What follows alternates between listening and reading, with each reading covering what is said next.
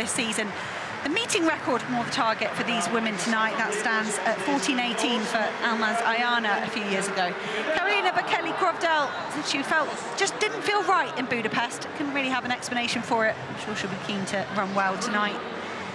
Elise Cranny of the United States, another performer that's delivered time and time again a whole host of national titles. And actually ran a 2:01 this week, over 800 metres. Lilian Rengeruk of Kenya is just alongside her, a whole host of top 5 finishes on the Diamond League circuit this season for Rengeruk. Jessica Warner-Judd searching a sub-15-minute performance. I think at this stage in the season she was great with an 8th in Budapest, over 10,000. We need Gematai. Had a really good run to come second in Berlin. Nice staff meeting. Tessenbeck Gide had another crack at that world record, running by some 48 seconds or so ahead of Gematai. A few athletes here that had good runs in Berlin. That was only 5 days ago or so, to see if they've got much left in their legs.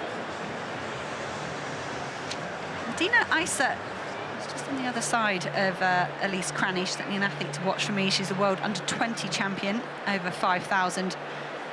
But Rengeruk with her personal best from Paris, 14:23. Very much one to watch here. Two pacemakers on the outside, Nyaga and Martin. They've been asked to go through in around about 68-second laps. They're going to have those blue lights to help them on the ground there. That meeting record was back in 2016 to Ayana.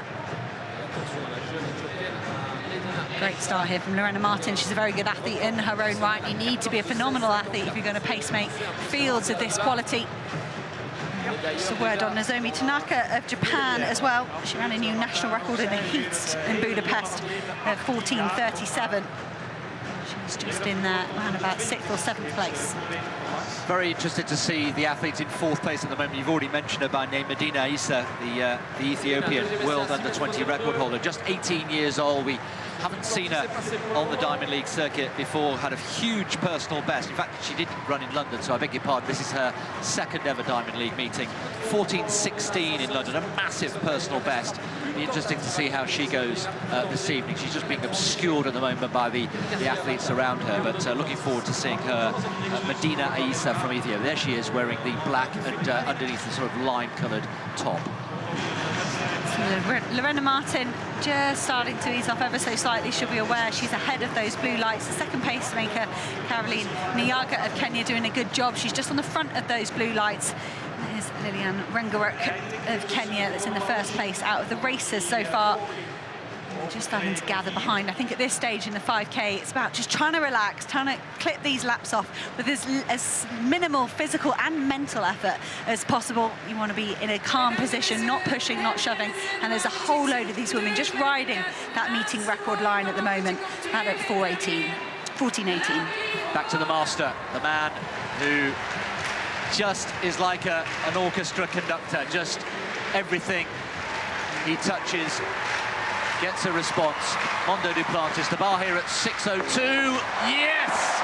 And he makes it look so easy. It's 6 meters 2 centimeters. It's his 71st clearance of 6 meters in his career.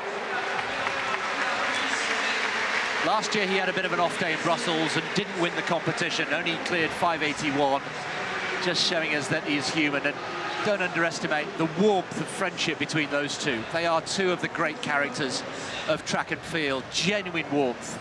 It's not put on, it's not for show for the cameras. They do get on very well. And Duplantis, who passed at 5:97, as we said, is setting the standard here. 6:02, that's the mark to beat. Does he feel, Hannah, in world record-breaking mood? I think I sense that he feels pumped up here. Well, we say there's only so many chances you get. And I was really interested to read that Duplantis has actually ever only done one outdoor world record in Eugene last year when he took the gold.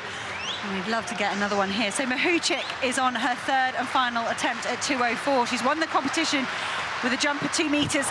Alas, she wanted to bring a high jump here to the crowd in Brussels, the city that's welcomed her here as her own. She's been training as their own. She's been training here for 2 years.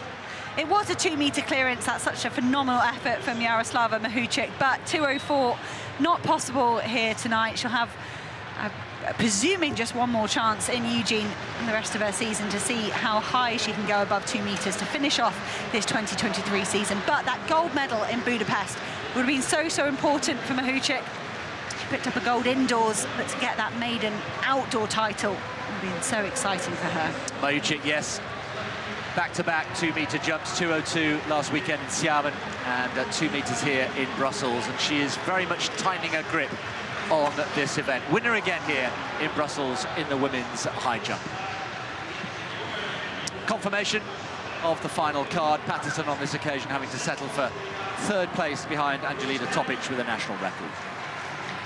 So all looking pretty similar in the women's 5,000 metres. They came through the first kilometre in 2:51, bang on pace for that meeting record. The pacemaker's doing a fantastic job. Lorena Martin has stepped aside. Carolina Nyaga doing the job at the moment. Lilian Regnerek of Kenya still sat in 2nd place, as well as that Medina Isa of Ethiopia, the youngster tucked in 3rd place. She's moving very well.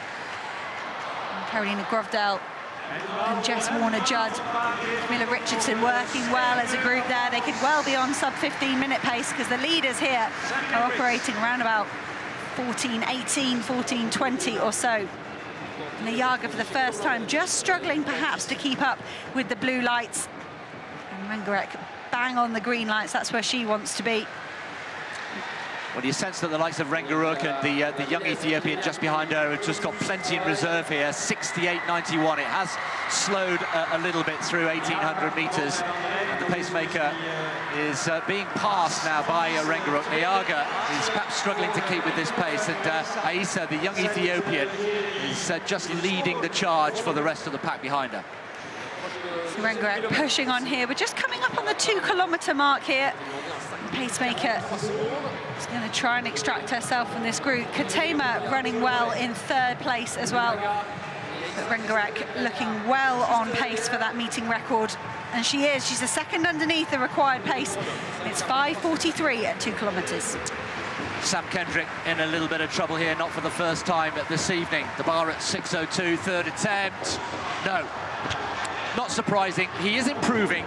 The last time he cleared 6 meters was back in 2019. That's 4 years ago now, of course, and obviously the catalogue of injuries and contracting COVID that we mentioned earlier on has really taken its toll. So this is very much Sam Kendrick's rebuilding his form in his career. He won't be disappointed at all with his efforts this evening. Another 5:92 success to go with his 5:95 in Zurich. There are signs that Sam Kendricks is coming back, and of course we've got Olympic year next year. This is all about the athletes getting in the best possible shape. Obviously there's the off-season to come, but the more he can achieve this season, the more that will give Kendricks great heart going into Paris next year. But he ends up in 2nd place.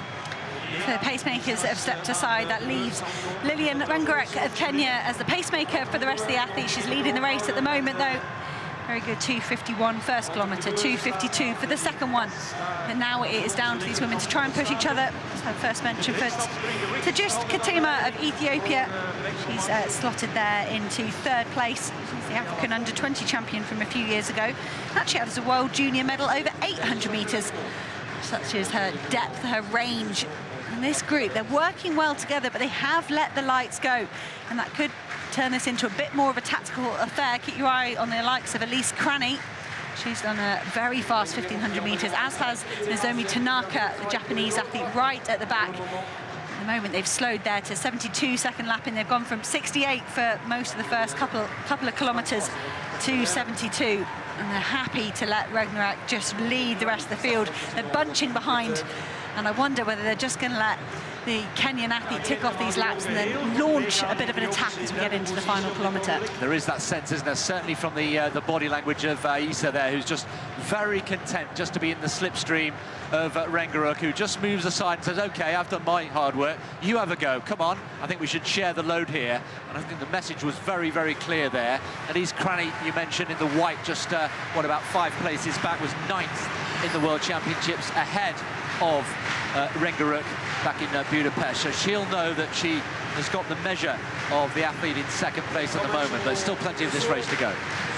There is, and Eisa checking her watch there, the young Ethiopian at the front, but she's not run that many races at this level.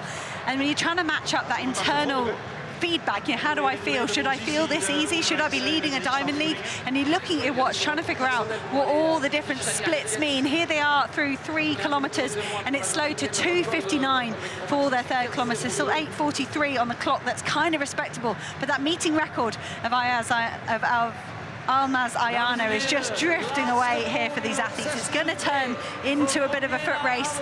Elise Krani moving herself up into 5th place. Nozomi Tanaka as well going with her. And there's the young Ethiopian at the front, perhaps turning the screw back towards the 70-second lapping, maybe a shade underneath.